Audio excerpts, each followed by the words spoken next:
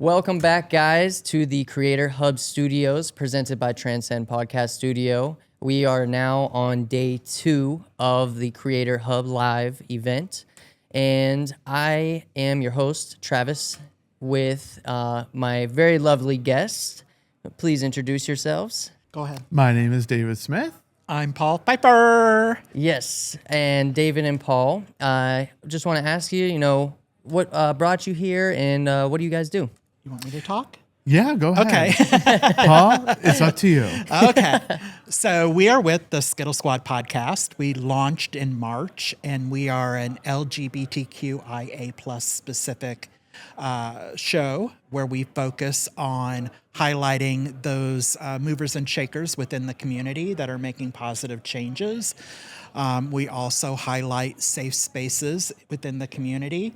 And we've got some great guests that we've had since we launched in March and are looking forward to having even more great guests as we move forward. Yes, and I would just like to add that our partner is Transcend Podcast Studios, and so love working with them. They have been integral into our success, so thank you. Yep. Absolutely. I'm so glad that you guys got to, come through today. And, with today, I know, there's 2 days. Today's about the distribution. Tomorrow's the monetization. Mm-hmm. What are you guys looking forward to with this event and, hoping to learn? Well, I think just some general tips on how to grow our audience. We are a new show, and we have seen some really significant growth just in the short time that we have been on the air, and wanting to expand that audience, not only just within the Tampa Bay area, but potentially nationwide. Mm-hmm. Yeah, and really also about just networking, just meeting folks in the creator community, seeing what they're doing, what's working for them, what have they tried, what's not working. And so really, just again, networking out into the creator community, and then also just learning about best practices for distribution, engagement. And, we've got so much content. How do we use that content to our advantage? With the distribution and, how to use that content, what does a successful distribution look like for you guys? I think for me, it's organically growing our distribution outside of the Tampa Bay area. So we are in Tampa Bay. We've been highlighting Tampa Bay. We've been getting folks now from Orlando area and then even outside on a more national level. And so really just starting to hit on a national level is just really important to us to expand our audience. And just to bring more value to, the LGBTQ plus community. Tampa Bay is a thriving LGBTQ plus community, and we're lucky to be able to start there, but there's just so much more for us to impact nationwide.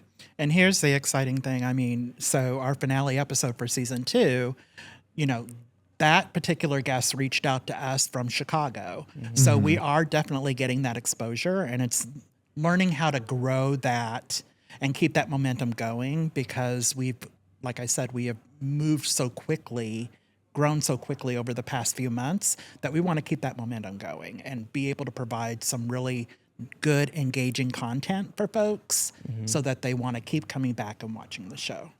Yeah, if they keep coming back, we're happy. And we do thank them for that. We're very grateful. Yeah, for sure. And so would you say that, you kind of hope to find maybe some potential guests here at this event as well?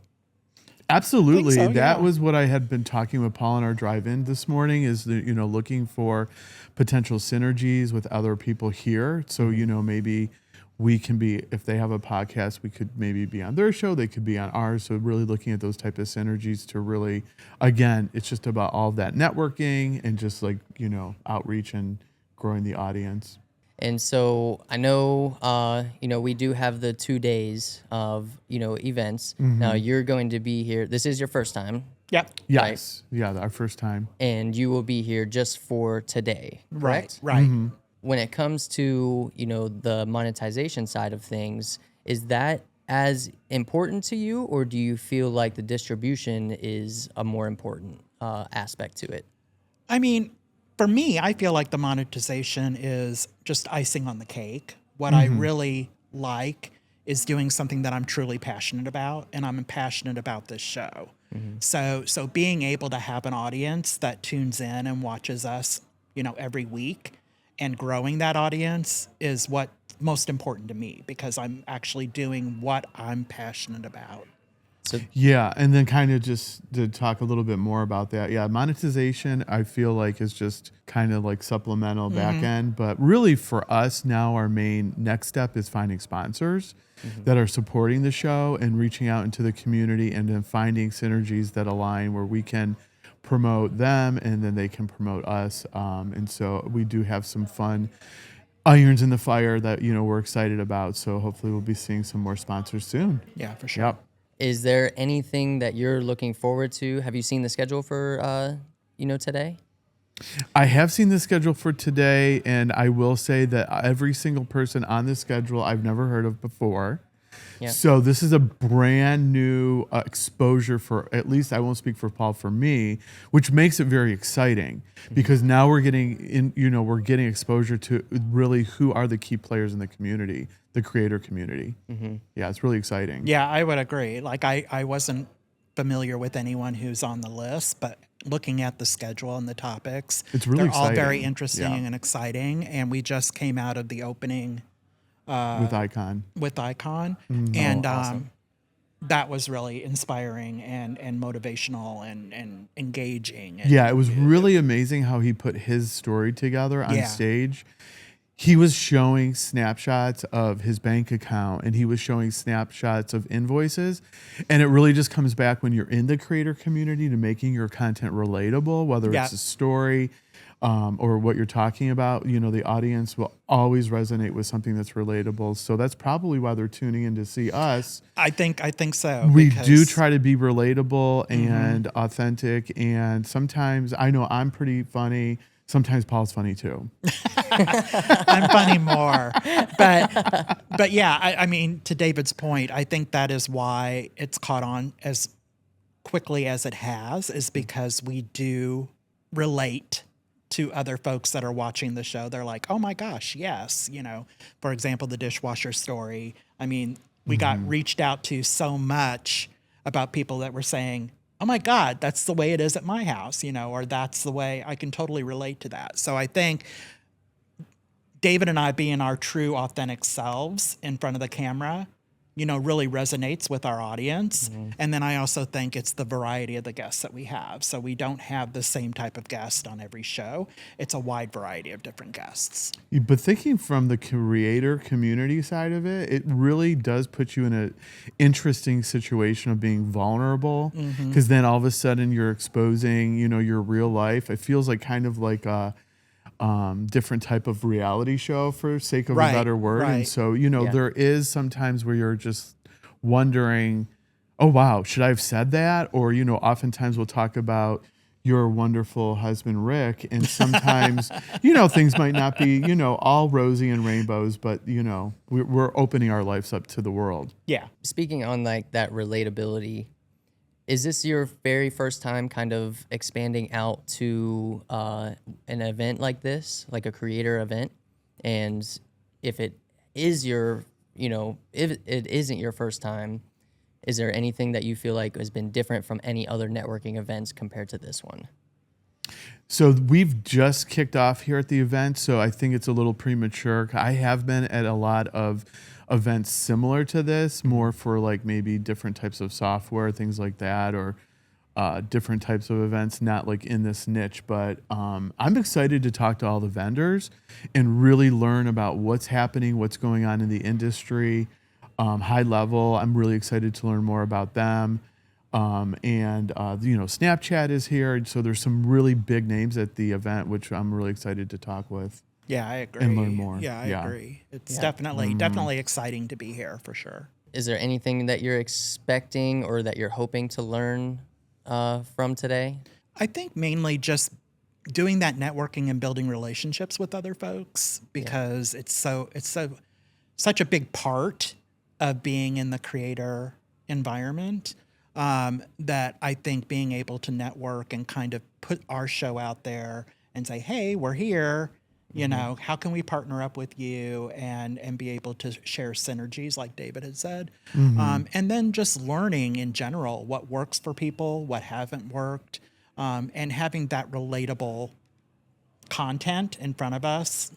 For example, the guy, you know, with his bank account and how he grew it from, you know, how he went from one place to now where it is now, was definitely inspiring for sure. Would you say that, you know, the networking is really the biggest part that you're looking forward to today? I think so. Yeah. Yeah, for sure. Yeah. Networking is a big component. Absolutely. For sure. Yeah. It's all about who you know, and it goes into every facet of your life.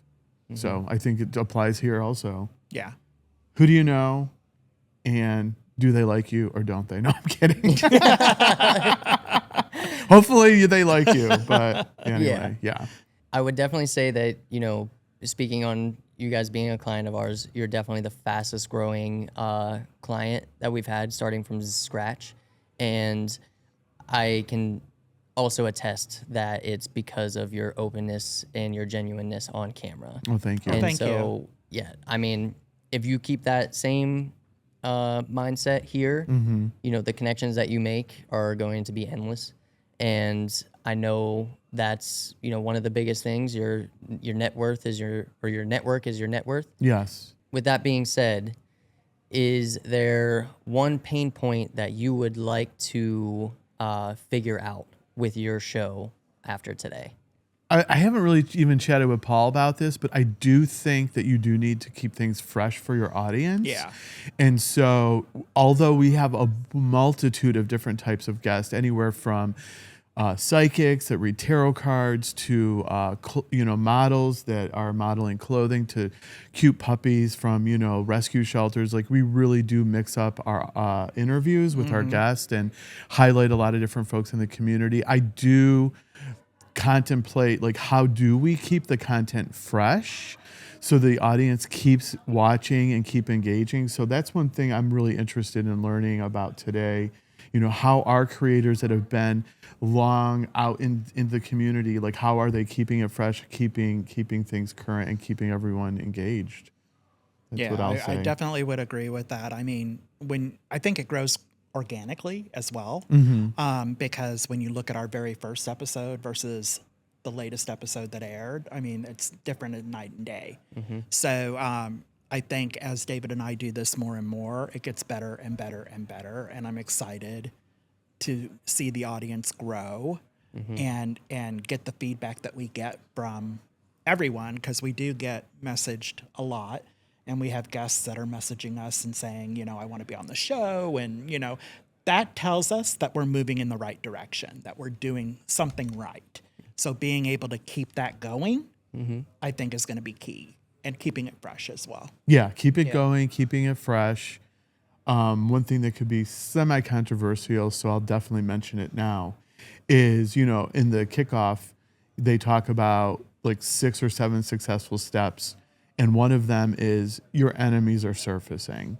And so it's interesting because as Paul and I have made the show more successful, as we continue our journey, our enemies have surfaced and come out. And it's so refreshing and such a joy to see that, because we know that we are making it. Right. And so it's just a mark of the success, and it's just something that comes with the territory. And I say bring it on. Yeah, I mean, we've got our haters, and we've had some negative comments and posted, and I think they're funny. Yeah, I read them, and I'm like, oh, that's hilarious. So it doesn't bother me. I have a thick skin, so it doesn't really bother me all that much. But yeah, I feel like we're definitely moving in the right direction, and the show has a lot of momentum right now, and people are talking about it. We can't go anywhere without someone locally in Tampa Bay area. Yeah. Saying something like they've watched the show, or they like this, or they like that, or they like that guest. Or I think the most alarming thing for me is just going out, and then people will usually say, you look really familiar. And then I just don't know what to do usually half the time. So now I tell them about the show, but initially I was just like, oh, I don't know. So people see our reels, people see our social media. And so that's another thing that I'm really interested in learning about is how do you translate those views on your social posts into translating into people actually watching our show. podcast. Yeah. And I'm sure as a creator, that's going to be a challenge for everybody. How do you translate those views to buying a product? Like in our case, the product is really just watching the podcast. So learning more about how to translate that. So convert those, So getting the social media viewership into subscribers. Yeah, oftentimes I'll hear, after people say, oh, you look real familiar. Oh, I saw you on a reel on Facebook. And I'll say, hey, have you seen an episode of our show? And I would say 9 out of 10 times they're like, no, I haven't. So really it's, the viewership on social media and just converting that. Yeah, converting it over to views like on, any platform really. We're on YouTube, Spotify, Apple and Amazon podcasts. So just converting it to a view on one of our mediums. Yeah, and I think a lot of people, at least I make this mistake. I always say YouTube, and then I'm like, but we are also on Spotify. We are also on Apple. We are also on iHeartRadio. We are also on these other platforms that people may or may not have, access to. Some of our viewers, they don't necessarily watch the show, but they listen to it. So, they're listening to it while they're working out. They're listening to it while they're on their commute with the car, So that's where Spotify comes in. That's where, Apple comes in. That's where, those other platforms come in. So making sure that we're highlighting, hey, it's not just YouTube. It's, even though we are focused on YouTube, we have the other platforms that we. Yeah, and one thing that's really funny, and I'm sure a lot of creators also deal with this, is that you feel like your family and friends are going to be your number one support, your number one champion. And, although they might be supporting you, they're not watching. Right. Hey, have you seen a show recently? No. So that's always been like kind of a challenge. Like, you don't want to take it personal, but then you're like, hey, we've been friends for 30 years, or hey, you're my sister or brother, why don't you watch? And they're not. So we find that our regular viewers are just random people out in the community, people that we don't even know, and they'll message us like, hey, watching every day since you launched, love your show, things like that. And then people like closer in our lives, they're not tuning in regularly. So I have a feeling we're not the only creators experiencing that. Yeah. Yeah. I think there's a relationship that gets built off of the personality that you guys put out onto, camera. And I think, like you said, every creator's probably struggled with this, where it's like, hey, my friends and family, check out this episode or check out my, content. Right. And it's like you're pushing it to them. But then, as for this event, you're probably going to get a lot of people who are like, oh my God, I love your content. Like, I'm going to subscribe today. I'm going to continue watching your, your content versus the friends and family, route where it's almost like, pulling teeth. Yeah, exactly. With it. Yeah. It's So, like, why are you watching? Yeah. Don't you love me? Yes, exactly. I mean, not to be dramatic, but Paul knows I am a little dramatic sometimes. Just a tad. Just bit. a touch. Not at all. So, so when it comes to your social media management, are you handling everything yourselves, or? I think it's a hybrid. Yeah, it's a hybrid. So, I mean, we have a podcast management manager, I would say. Yeah. And she does a little bit of our socials, but I'm really also digging deep into rolling out reels and things like that every, on a regular cadence.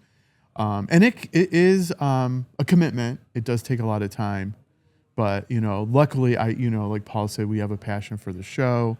I really enjoy putting together reels about Rick and Paul and household chores, and so it's it's entertaining, it's fun, but it's also a commitment, and it's almost an everyday commitment, really. Yeah. I don't. I share stuff, so I make sure that it's out there and broadcast. But David and our social media manager typically do the bulk of the content and coming up with the reels, and David puts funny graphics on some of the reels that I think are hilarious. Yeah, and we really so- love what the studio is putting Yeah, and together for the the reels, so studio that's really also, helpful. yeah. Yeah, especially with the chores one. Yeah, Yeah, that was really great. that was Yeah, a for really sure. good reel for sure. Yeah. Yeah, the synergy with the studio has been really great and organic because, you guys are able to like guide us and help us out with fun stuff like that. So we really do appreciate and a lot of gratitude for that. Yeah, for sure, for sure. Of course. And, I know, you have kind of this hybrid and, this working relationship.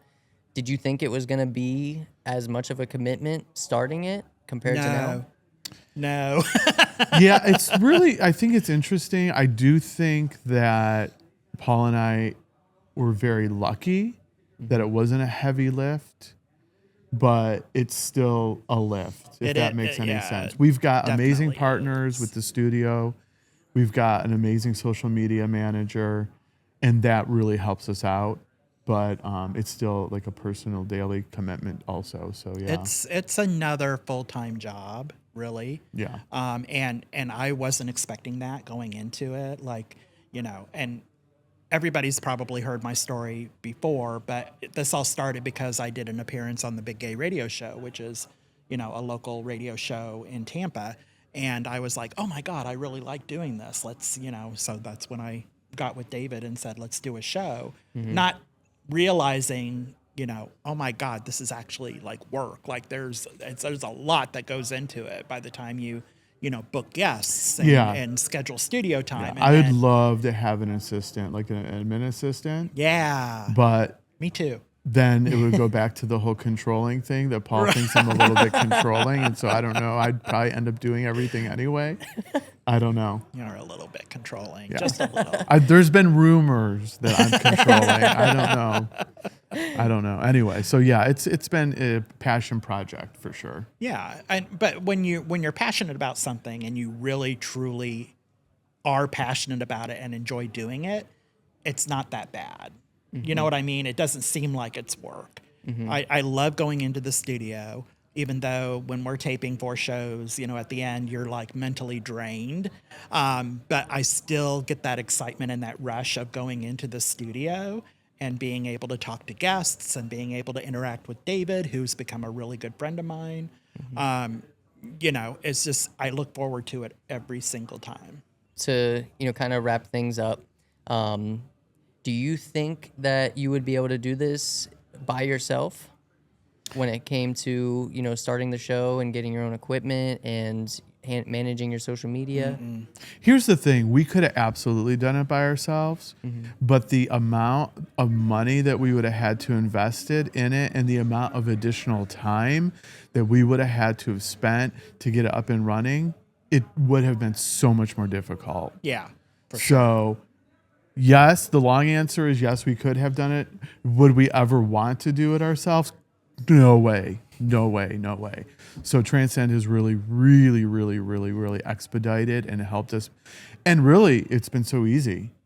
Yeah. From For sure. From the editing and Yeah. the filming and and working with you has been absolutely wonderful. So, Yeah, it's been a tremendous help because, David and I, we work corporate jobs. So it's not like the podcast is our only thing going. yeah, if we had that, podcast was the only thing in our life, then maybe, but Right. yeah, I think you saved us thousands upon thousands of dollars. Oh, and for sure. hundreds upon hundreds of hours of time. Yeah, for sure. For sure.